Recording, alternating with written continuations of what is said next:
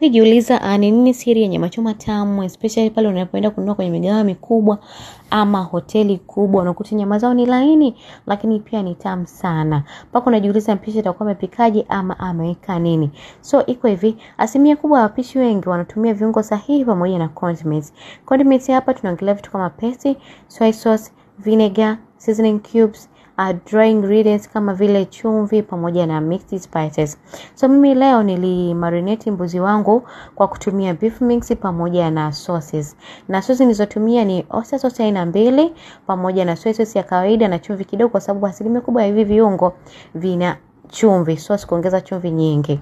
And then baada ya hapo nikamasaji vizuri, nikahakikisha kila kiungo kimeingia vizuri ndani ile nyama. And then nimeweka ndani ya friji kwa masaa 3 kabla ya kuanza kuchoma. Na nilianza kuchoma nikachoma kwa moto wa kawaida, lakini niliongeza mafuta kiasi. And then baada ya hapo niliweka ndani ya foil. Kipande cha kuweka ndani ya foil sikuwa nimekirekodi, so hakikisha unaweka ndani ya foil ili to keep that juice and tenderize the meat. Baada ya kuwa nimetoa ndani ya foil, nyama yangu ilikuwa kama hivyo, nzuri, tamu na inavutia, lakini pia is so tender, yani ni laini sana. So hakikisha unashare video hii na rafiki yako na aweze kupata siri ya nyama choma tamu na nzuri. Bye.